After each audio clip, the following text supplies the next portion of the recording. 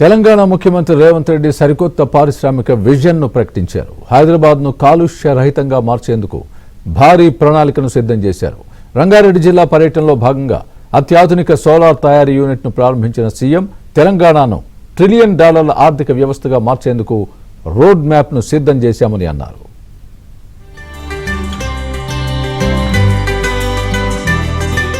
తెలంగాణను ఆర్థికంగా అగ్రగామిగా నిలపడమే లక్ష్యంగా సీఎం రేవంత్ రెడ్డి అడుగులు వేస్తున్నారు.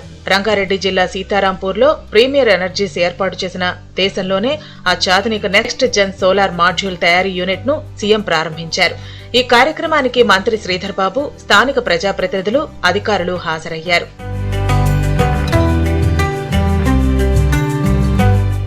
రాజకీయాలకు ఇది సమయం కాదు, ఎన్నికలప్పుడే రాజకీయాలు చేయాలని విపక్షాలకు సూచించారు. బీఆర్ఎస్ అధికారం కోల్పోయిన బాధలో ఉందని, అభివృద్ధికి అడ్డుపడకుండా ఎన్నికల వరకు తమను పనిచేసుకోనివ్వాలని అన్నారు.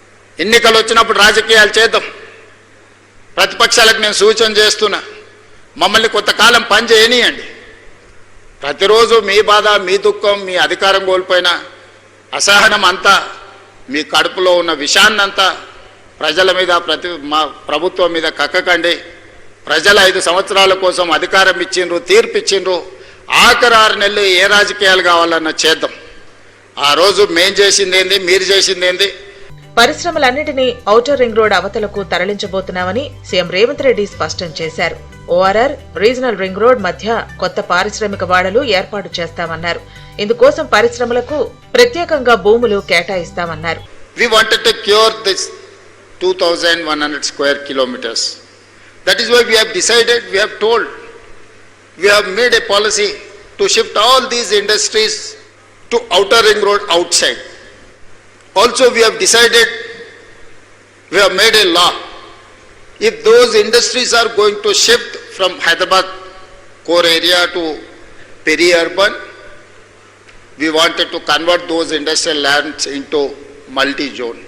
Also we have told all these industries, we have committed to allot industrial lands outside of the outer ring road.